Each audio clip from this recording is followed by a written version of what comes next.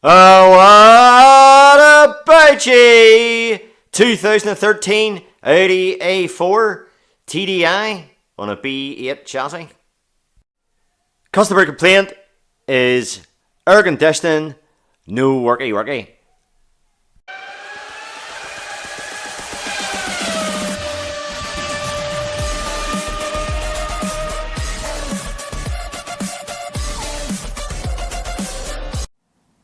So no cold air out of this big Audi.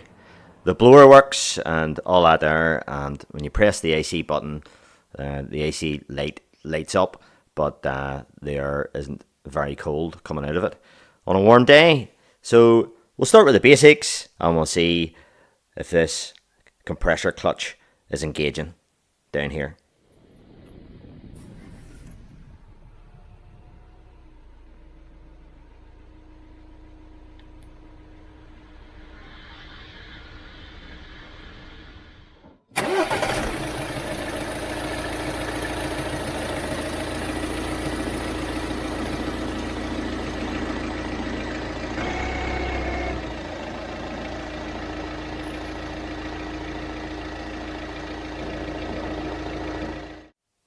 So that's pretty inconclusive. The compressor clutch isn't engaging, so the compressor isn't running. So we'll do a system scan here to see if there's something that the car doesn't like. So the reason why it's not engaging the compressor clutch. So we'll do a full system scan just here now. Okay, we'll want a quick scan here.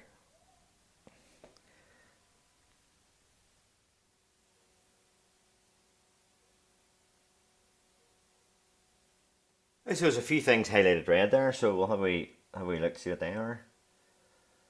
And AC pressure temperature sensor, G395, implausible signal, and central electronics control module, J519 there. It just says check DTC memory, and we'll just see what that other one is.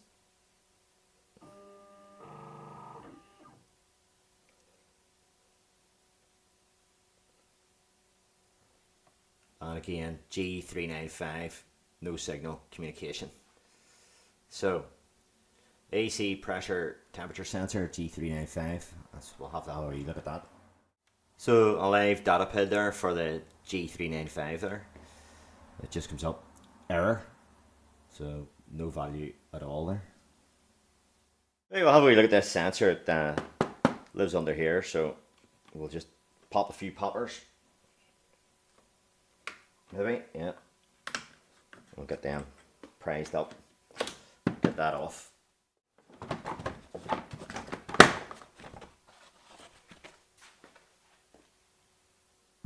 There she blows in there.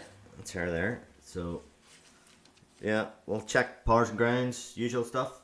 Okay, let's see what we have here. Just a quick test here. See what we've got.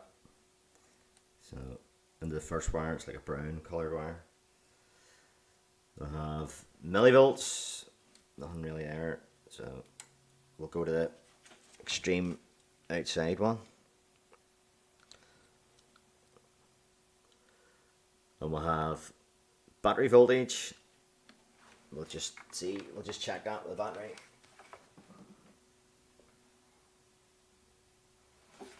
Yeah, looks like battery voltage. And then the middle one, which is probably a signal. Let's see, we'll stick in. Let's see, we'll get 8.9, 8.2, 8 point. It's jumping about 7, 9. Right, okay, that's a signal wire there. So that's going to be a communications wire. So yeah, it's 1.5 kilohertz on it. So that'll be a LIN signal. So yeah, it's not a straight voltage. So we need to get a scope out, have a look at that. Okay, we'll just swap these leads over here. We've got a scope beside us. So we'll get them in there like that. And we'll just go full DC. And and turn those channels off.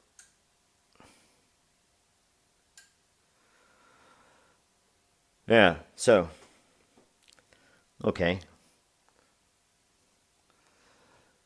so we've got a signal. All right, so what I'm going to do is I'm going to interrupt this lens signal here and see if I can get a response on the data pid, on the live data pid. So I'm just going to briefly touch it with a test light. On the other end of it is a ground. So we'll just do a quick like that. And I'll bring you up and show you the data pid when I'm doing that.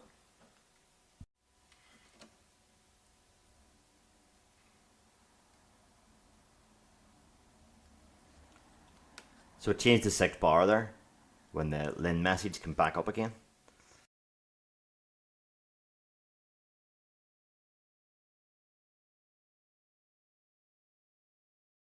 So yeah, so we do have a communication that's, you know, it's telling me that the wiring's good from here to the central control module that's receiving this signal. So yeah, I think what we'll do is we'll just make sure that the powers and the grounds are capable of carrying current. Just check that signal pin there on the female side of the plug, make sure that's alright. So I'm just touching it there, and there we go. There's 12 volts, and that will be a ground. But we'll put a test bulb on that, make sure that can carry a bit of current. Right, just a double check of 0.8 millivolts there, and we'll have live battery voltage on this side of this V201 bulb here. So yeah, ground's good. Okay, I have that lead now swapped over to ground, and this one swapped. So we've got battery voltage there, and we'll do the same test again. So yeah, so okay, powers and grounds are good. I think carry a couple of amps. Well, a couple of 100 milliamps out of that wee 201 balls, but that's enough. That's all that should be taken. So if the bulb was going to go dim or, you know, extinguish with that test, we know we've got a bad bit of wiring, so happy enough for that. Right, well, it's all looking very like a dodgy sensor here, because, you know, if there was no gas in the system, you know, we should get a reading. So we're getting an implausible signal, and, you know, if there was no gas in it, it would read 0 then. But we'll hook a couple of manual gauges up just for a giggle and see if there's any pressure in this thing. And then we'll look and see if there's any information on this, what do you call it again? G395. Okay, we have a couple of gauges connected up the service ports. They're dead handy to access in this car. So just looking at us there. So we'll have a wee look at the gauge and see what we think. Okay, here's what we're showing at rest then. We have 40 psi and 40 psi. So clearly this is no one running here. This is just sort of static pressure here. But the meat's a wee bit low now. You see this green bit in the middle, this green gauge here, that's the temperature. And it gives us in centigrade on the outside and Frankenstein in the middle there. So I'm just looking at the temperature gauge on the wall, and it's 18.2 degrees in here, centigrade. So if it was 18.2 degrees, it would be up around here. So that would show, it should show about 60 psi. I would think, which is nearly you know, what it would be in Fahrenheit. So, you know, I would expect that to be roughly, that's a very rough rule of thumb, you know. So, you know, I'm sure some of the AC experts out there, of which I am not, by the way, I don't do AC an awful lot, and you know, but that's a very, very rough rule of thumb. This particular gauge has the two temperature scales here, so I would hope that would be up and around the 60 mark. However, I would say that that is sitting there about 42 psi there, I think, that would be enough for the AC to work if it was getting a plausible signal from that pressure sensor. So, okay, that's dead on. He has lost a wee bit, I think. I could do with a wee bit of a top up, but yeah. All right, I'll back to this G395 sensor then. We'll have a wee look for some information. That's maybe a better view of it there, what I'm talking about. So 18 degrees would be here. It shows 60. Okay. Okay, a wee bit of searching in the database there, and we found a couple of TSBs and a TPI as well, technical product information. And we'll just go through it. Here, this was issued in 2014, and it's applicable for, I'll try and get you in the focus, A4, A5, A5 Cabriolet, A6, A7, A8 and Q5, and those model years there. And this one is an A4 2013 model year, and it's just outside that VIN range. This is A242 something or other, so it's just outside that VIN range. So I'm not sure whether this will be applicable here or not, but yeah, we'll have a wee look at it anyway. Okay, a wee bit of background. AC pressure temperature sensor G395 leaks refrigerant.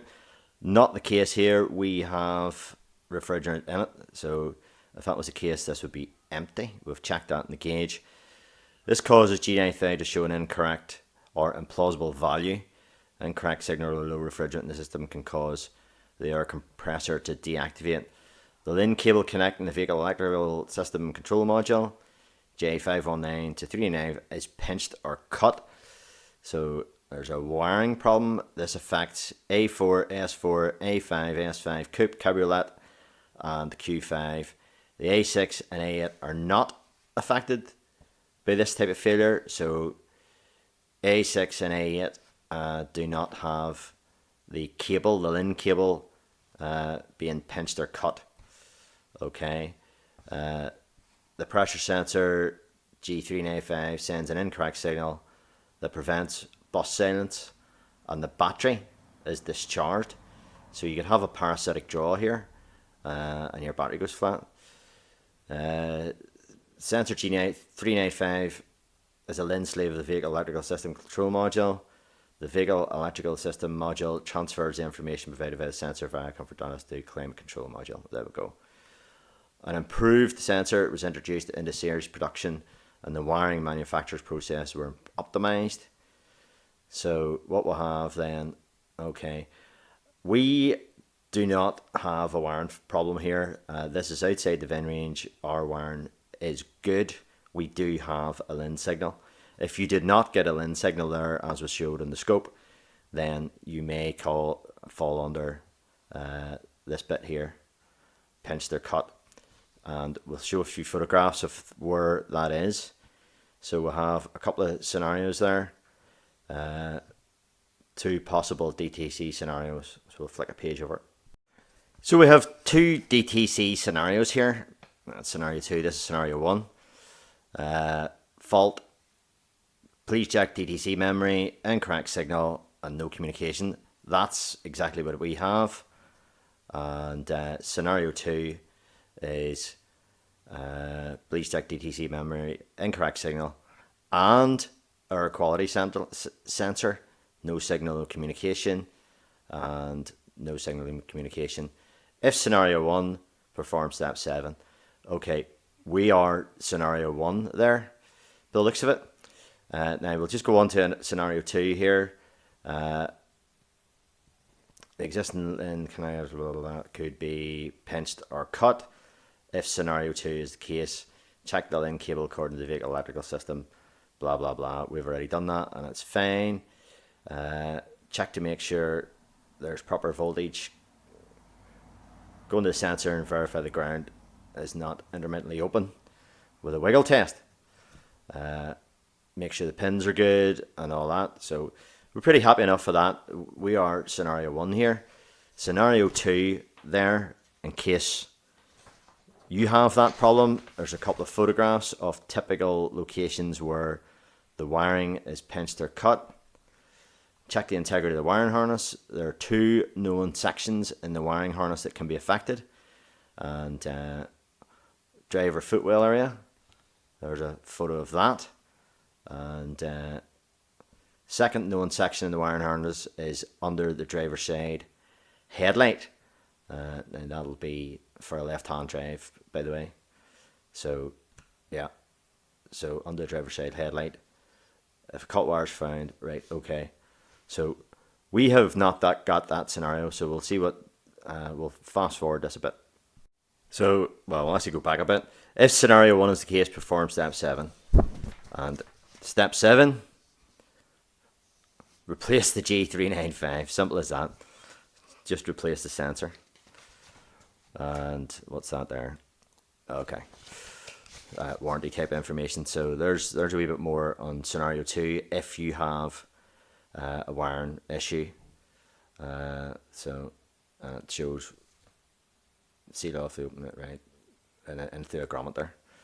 Okay, so I've another wee TPI here we'll have a look at. It seems this one here is basically the same. Aircon doesn't work. The vehicle does not start. Entry and air conditioning, power control unit, battery flat.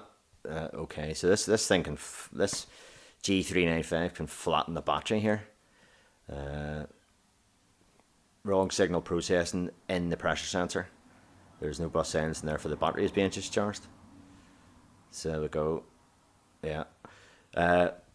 Customer's not complaining of that now. Yeah. Refrigerant circuit is not correct. Volume of refrigerant, so we checked that. It seems okay. And there's a production change. And let's see what else we have here. This is printed double sided. That's a bigger photograph of that wiring thing there. Yeah, check line communication. Yeah, check line, check cables, pins, and all that jazz. Okay. Route a new cable through the grommet, and that's and where it goes in through the chassis there. It looks like. Okay, and yeah, there's a picture of that again. So yeah, I think that's basically the same there. So there we go. That's it. I think we're gonna get a new sensor. I think. And we'll maybe top up that refrigerant. So I've already spoke to the customer and asked him what does he want to do, and he says, well, I would like it fixed, but it's you know, it's the weather's starting to get colder now, and it's probably not as critical, but he would like it fixed. So time is money to the owner of this vehicle, and he says, right, get the sensor and just hold on to it, and whenever the car is in again for a service, we're going to do that repair. We're going to just plug the sensor in without it even connected into the condenser, and we'll see if we can restore the communications and get rid of that error. Those faults on the VCDS don't clear. They just don't clear. It just comes right back. So permanent hard faults. So we'll just plug another sensor into it and see if that works. So I'm pretty confident. According to our information there, yeah, we've got scenario 1. So we have a dodgy sensor. However, just prior to the production of this particular one, according to the VIN numbers, that sensor can leak refrigerant, and it can also discharge your battery due to the wiring being faulty. But I'm pretty happy the wiring's okay. In this case, we had powers, grounds, and we had a lens signal, albeit it was sending no information about the pressures to the control module. So there we go. Okay, I think we've drawn that out. Yeah, I think we've got there. So hope you enjoyed all that, and we bit of testing there. wee bit of diagnosis. So as usual, thanks for watching and all the best, and bye bye.